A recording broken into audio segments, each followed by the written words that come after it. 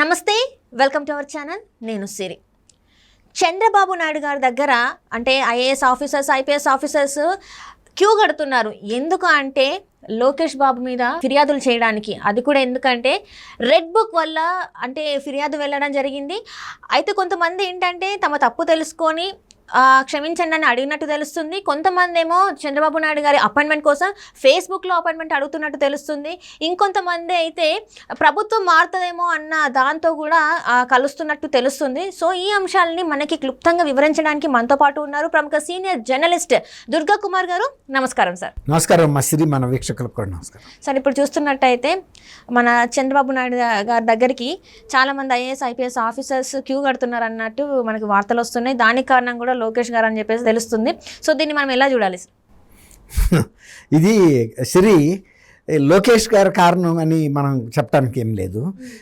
చంద్రబాబు నాయుడు గారు చాలా సీనియర్ రాజకీయవేత్త, తర్వాత చాలా కాలం సుదీర్ఘకాలం ముఖ్యమంత్రిగా చేశారు, ప్రతిపక్ష నాయకుడిగా కూడా అంతకాలం పనిచేశారు.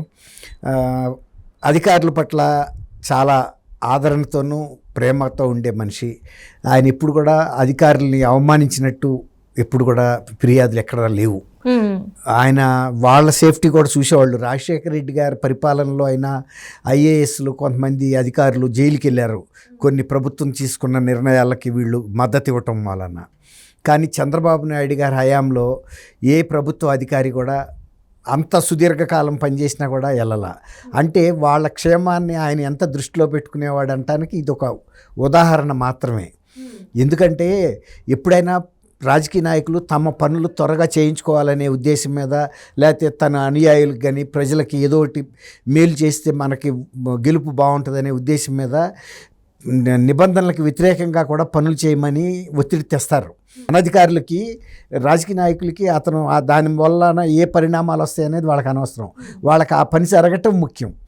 అది కొంతమంది ఏమో వ్యక్తిగత స్వార్థం కోసం ఆ పనులు చేస్తారు, కొంతమంది ఏమో ప్రజల విశాల ప్రయోజనాలను దృష్టిలో పెట్టుకుని ఆ పనులు చేయిస్తారు. కొద్దిగా నిబంధనలకు అటు ఇటు ఉన్నా కూడా చేయమంటారు. అది వాళ్ళకి వ్యక్తిగతంగా ఏమీ బెనిఫిట్ అవ్వదు. ఒక జిల్లాకి, ఒక ప్రాంత ప్రజలకి, ఒక వర్గం ప్రజలకి అట్లా మేలు జరిగే సందర్భంలో నిర్ణయం తీసుకోవటంలో తప్పులేదు. అప్పుడు అధికారుల పట్ల కూడా గౌరవ న్యాయస్థానాలు కఠినంగా వ్యవహరించవు. ఎందుకంటే వాళ్ళ ఉద్దేశం ఏంటి ఈ నిర్ణయం తీసుకోవటంలో, వాళ్ళకేమన్నా వ్యక్తిగత స్వార్థం, లాభం ఉందా? కాబట్టి ఇది విస్తృత ప్రయోజనంతో ప్రజల కోసం తీసుకున్నారు అన్నప్పుడు లీనియంట్ యాటిట్యూడ్ ఉంటుంది. అంటే లార్జర్ ఇంట్రెస్ట్లో తీసుకున్నారు కాబట్టి అది వాళ్ళ సెల్ఫ్ ఇది లేదనేది. అది మనం చంద్రబాబు నాయుడు గారికి అధికారుల్లో అభిమానం ఉంది. ఇప్పుడు అధికారులు ఎందుకు కలుస్తున్నారంటే ఆయన్ని, రేపు అధికారంలోకి వచ్చేది చంద్రబాబు నాయుడు గారు అనేది వాళ్ళకి అర్థమైపోయింది. అందువల్ల ఒకసారి ఆయన గౌరవ సూచకంగా కలుస్తాం ద్వారా ఒకసారి వాళ్ళు గుర్తు చేసినట్టు అవుతుంది. సార్ మేము ఇప్పుడు ఈ డిపార్ట్మెంట్లో ఉన్నాము, ఈ సెక్రటరీగా ఉన్నాము, లేకపోతే ఈ పోస్ట్లో ఉన్నాము అనేది ఒక గుర్తుంటే ఆయన రేపు వచ్చినప్పుడు మళ్ళీ షఫుల్ చేసుకోవటానికి కూడా చేసే సందర్భాల్లో వీళ్ళని దృష్టిలో పెట్టుకుంటారు. మంచి వాళ్ళని మంచి పోస్టులో వేస్తారు, చెడ్డ వాళ్ళని ఏదో లూప్ లైన్లో వేస్తారు. లేదు ఇంకా మరీ వరస్ట్ ఫెలో అయితే లీవ్లో వెళ్ళమంటారు, లేదంటే మీరు సెంట్రల్కి పూల్లోకి వెళ్ళిపోండి, మేము ఎన్ఓసి ఇచ్చేస్తామని చెప్తారు. అంటే ఎందుకు సడన్గా అది ఎందుకనంటే చంద్రబాబు నాయుడు గారికి విజయ అవకాశాలు కనపడుతున్నాయి. ఇక ఎక్కువ టైం కూడా లేదు. ఒక 20 days లోపలనే ఇది వచ్చేస్తుంది ఎలక్షన్ నోటిఫికేషన్ తర్వాత వచ్చి కలిస్తే కనుక అది కేంద్ర ఎన్నికల సంఘానికి కానీ రాష్ట్ర ఎన్నికల సంఘం దృష్టిలోకి వెళ్ళినా కూడా అది వేరేగా ఉంటుంది. ఇప్పుడు యాజ్ ఏ ప్రతిపక్ష నాయకుడిగా ఆయన్ని కలిసినందువల్ల అంత నిఘా ఉండదు, అంత సీరియస్ యాక్షన్ ఏమి ఉండదు, అనుమానించాల్సిన విషయాలు కూడా ఏమి ఉండవు. ఏముంటుంది, అది ఐఏఎస్ అధికారులు ప్రతిపక్ష నాయకుడిని, ఆయన కూడా ప్రభుత్వంలో భాగమే కదా ప్రతిపక్ష నాయకుడు ఆయన, గౌరవపూర్వకం. దానికి తోడు ఆయన చాలా సీనియర్ లీడరు కాబట్టి కలుస్తారు. అంతేగాని ఇప్పుడు లోకేష్ గారు రెడ్ బుక్లో రాస్తున్నాడు. కానీ లోకేష్ గారు రెడ్ బుక్లో రాసుకునే ఏంటంటే ఆయన మొత్తం యాత్రకు సంబంధించిన అన్ని విశేషాలు గుర్తులు రాసుకుంటున్నాడు. రాసుకున్న సందర్భంలో సపోజ్ ఫలానా అంగళ్ళ సభ ఉంది, అంగళ్ళ సభలో ఆయనకు పార్టిసిపేట్ చేయాలి, చంద్రబాబు నాయుడు గారు చేశారు ఫలానా రోజు, అక్కడ జరిగిన సంఘటన ఇది, కానీ ఈ కేసు ఇలా బుక్ చేశారు, ఇది ఫలానా పోలీస్ స్టేషన్లో ఫలానా ఎఫ్ఐఆర్ నంబర్ ఇది, అట్లాంటి డీటెయిల్స్ రాసుకుంటారు. ఇప్పుడు ఎవరైనా జగన్మోహన్ రెడ్డి గారైనా కూడా పాదయాత్ర చేసిన సందర్భంలో ఆయన కూడా రాసుకుని ఉంటాడు, ఏ ఊళ్ళ ద్వారా ఆయన ప్రయాణం చేశాడు, ఏ ఊళ్ళల్లో ఏమైనా కష్ట నష్టాలు ఎదుర్కొన్నాడా, ఎవరి ద్వారా ఎదుర్కొన్నాడు, అలాగే సహకారం చేస్తే ఎవరు సహకారం చేశారు, అలా ఉంటుంది. ఎక్కువ ఆయనకి సహకారమే అందింది తప్ప ఎక్కడ వ్యతిరేకత జరగల. ఎందుకంటే అప్పుడు ప్రభుత్వాలకి ఇలాంటి చిన్న ఆలోచన లేవు. ప్రతిపక్ష నాయకుడిగా ఆయన చేసుకుంటున్నాడు పాదయాత్ర, అది ఆయన హక్కు. ప్రతిపక్ష నాయకుడిగా చేసుకుంటున్నప్పుడు సహకరించాల్సిన అవసరం, బాధ్యత అధికార పార్టీది. ఎందుకంటే లా అండ్ ఆర్డర్ వీళ్ళ చేతిలో ఉంటుంది కాబట్టి వాళ్ళు కావాల్సిన పోలీస్ ప్రొటెక్షన్ అక్కడ లోకల్గా వైఎస్ఆర్సీపీ లీడర్స్ అడుగుతారు కదా, ఎక్కడ ఎంత కావాలనేది, మీటింగ్ దగ్గర ఇంతమంది కావాలి, లేదా పాదయాత్ర చేస్తున్నప్పుడు ఇంతమంది కావాలి, అట్లా దాని ప్రకారం ఇచ్చుకుంటూ వెళ్ళారు. కాబట్టి అక్కడ కంప్లైంట్ చేసే అవకాశం ఆయనకి కలగలేదు, అవసరం కూడా ఏర్పడలా. అట్లాగే ఇప్పుడు మొన్న ఈ మధ్య షర్మిల్ గారు తెలంగాణలో కూడా పాదయాత్ర చేసినప్పుడు తెలంగాణ ప్రభుత్వం కూడా వారి బాధ్యతగా ఆమెకి కావాల్సిన సెక్యూరిటీ ఏర్పాట్లు చేశారు.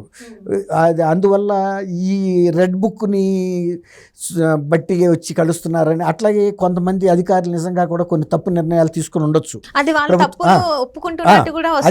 అదే చెప్పబోతున్నా, కొంతమంది తీసుకుని ఉండొచ్చు. అది మేము ప్రభుత్వ ఒత్తిడి మేరకు తీసుకున్నాం సార్, ఇందులో మా పాత్ర ఏం లేదు, మాకు వచ్చిన ప్రయోజనం కూడా లేదు అని కొంత వివరణ ఇచ్చుకుంటారు, తప్పులేదు.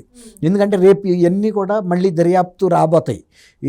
తీవ్రమైన తప్పిదాలు ఏమైనా ఉంటే మాత్రం ప్రభుత్వ ఖజానాకి నష్టం కలిగించినా, ప్రజలకు ఇబ్బంది కలిగించే నిర్ణయాలు ఏవైనా సరే మళ్ళీ వచ్చే ప్రభుత్వాలు వాటి గురించి సమీక్షిస్తుంది. ఆ సమీక్షించిన సమయంలో ఎవరు ఈ నిర్ణయం తీసుకున్నారన్నప్పుడు అధికారులు ముందే వాళ్ళ బాధ్యత ఎంతవరకు ఉంది, ఎంతవరకు లేదు అనే విషయం చెప్పడానికి కలిసి ఉండొచ్చు. ఇప్పుడు తర్వాత కొంతమంది మర్యాదపూర్వకంగానే కలిసి ఉండొచ్చు, కొంతమంది ఈడెన్ ఏజెండా, స్వామి భక్తి స్వభక్తి అంటారు కదా, స్వామి కార్యం స్వకార్యం అని. అట్లా సార్ నేను ఇప్పుడు పలానా డిపార్ట్మెంట్ అంటే అంత ప్రాముఖ్యం లేని డిపార్ట్మెంట్లో ఉన్నాడు అనుకోండి, సపోజ్ ఆయన దృష్టికి తెచ్చినప్పుడు ఏమనుకుంటాడు, ఈయన ఎఫిషియెంట్ ఆఫీసరు, సిన్సియర్ ఆఫీసరు, మంచి ట్రాక్ రికార్డు ఉంది, ఈయన ఇలాంటి చిన్న శాఖలో ఎందుకు ఉంచారు అని అనుకునే మనసులో అయితే పడుతుంది కదా. రేపు ప్రభుత్వంలోకి రాగానే ముఖ్యమైన ప్రాముఖ్యత గల డిపార్ట్మెంట్లో కావాల్సి వీళ్ళని అటు బదిలీ చేసుకుంటాడు, అంతే కదా. ప్రతి ఐఏఎస్ ఆఫీసర్ గురించి, ఐపీఎస్ ఆఫీసర్ గురించి ఈయన 5 సంవత్సరాల నుంచి అధికారంలో లేకపోయినా కూడా యాజ్ ఏ ప్రతిపక్ష నాయకుడిగా కూడా వాళ్ళ పర్ఫార్మెన్స్ మీద చంద్రబాబు నాయుడు గారికి పూర్తి అవగాహన ఉంటుంది. అయితే ఇక్కడ కొంతమంది ఫేస్ టైంలోనే మాత్రం మాకు అపాయింట్మెంట్ ఇవ్వండి, మిగతా దాంట్లో వద్దు అని చెప్పేసి అంటున్నారు. దీని వెనకాల కారణం ఏమంటారు సార్? మంచి ప్రశ్న. ఇప్పుడు చంద్రబాబు నాయుడు గారు ప్రతిపక్ష నాయకుడు యొక్క మూమెంట్స్ని జగన్మోహన్ రెడ్డి గారి ప్రభుత్వం చాలా నిశ్చితంగా గమనిస్తూ ఉంటుంది. ఆంధ్రప్రదేశ్కి చెందిన వ్యక్తులు ఈయన హైదరాబాద్లో ఉన్నా కూడా ఇంటి ముందు స్పెషల్ ఎస్బీ పోలీసులు, ఇంటెలిజెన్స్ పోలీసులు ఉంటారు మఫ్టీల్లో. ఆ ఇంటికి ఎవరు వస్తున్నారు, ఎవరు వెళ్తున్నారు అనేది ఒక కన్నేసి ఉంచుతారు. అలాంటప్పుడు వాళ్ళ దృష్టిలో పడితే ఆ ఇన్ఫర్మేషన్ గవర్నమెంట్కి ఖచ్చితంగా అందుతుంది. ధైర్యంగా వాళ్ళు వెళ్తే కలుస్తారు. ఇల్లు ఏమవుతుంది, ఇంకా ఏముంది, ఇంకా 15 రోజుల్లో ఎలక్షన్ నోటిఫికేషన్ రాబోతుంది, ఈ చీఫ్ మినిస్టర్ చేసేది మాత్రమే ఉంది, అయినా నేను తప్పు ఏం చేస్తున్నాను, ప్రతిపక్ష నాయకుడిని కలవటం ఏమన్నా నేరమా, ఆయన ఏమన్నా విదేశీ గూఢచార్య, వీళ్ళు వెళ్ళి కలిస్తే తప్పు అంటానికి అని ధైర్యంగా వాళ్ళు వెళ్తారు. కొంచెం ధైర్యం తక్కువ ఆఫీసర్స్ ఎందుకులే రిస్క్ తెచ్చుకోవటం మనం అని వాళ్ళు ఫేస్ టైంలో అడుగుతారు, సార్ మాకు అపాయింట్మెంట్ ఫేస్ టైంలో ఇవ్వండి అని అన్నప్పుడు ఫేస్ టైంలో కలిసింది రహస్యం. అసలు అది ఎవరికి ఏ టెక్నాలజీ కూడా ట్రాక్ చేయలేదు, రెండోది రికార్డు కూడా చేయలేరు. ఎవరన్నా ఎక్కడన్నా ఒకవేళ వాడుకోవటానికి కూడా అది అవకాశం ఉండదు. అలా ఫేస్ టైంలో అడుగుతారు. అది చంద్రబాబు నాయుడు గారికి కూడా మంచిదే కదా. ఇప్పుడు ఆయన సీనియర్ లీడరు, ఆయన ఏది మాట్లాడినా అవతల వ్యక్తి కూడా రికార్డు చేసి ఉపయోగించుకుంటాడనే డౌట్ ఈయనకు కూడా ఉంటుంది. కాబట్టి ఎవరు పడితే అసలు ఆయన ఫేస్బుక్లో మాట్లాడరు. అవతల ఆయన కూడా కాన్ఫిడెన్షియాలిటీ ఉండాలి, తర్వాత టెక్నాలజీ కూడా ఫుల్ ప్రూఫ్ ఉండాలి. కాబట్టి బహుశా మీరు అన్న ఉద్దేశం అందువల్ల వాళ్ళు అడుగుతున్నారు. యువతల చంద్రబాబు నాయుడు గారికి కూడా ఆ ధైర్యం ఉండటానికి, లేకపోతే ఎవరు పడితే అసలు మాట్లాడరు చంద్రబాబు నాయుడు గారు. ఎందుకంటే ఇది లేనిపోయిన వివాదాలు సృష్టిస్తున్నారు కదా. లేనియే వస్తున్నప్పుడు రికార్డెడ్గా ఏది మాట్లాడినా తప్పే అవుతుంది ఆ స్థాయి వ్యక్తులు. అంతే.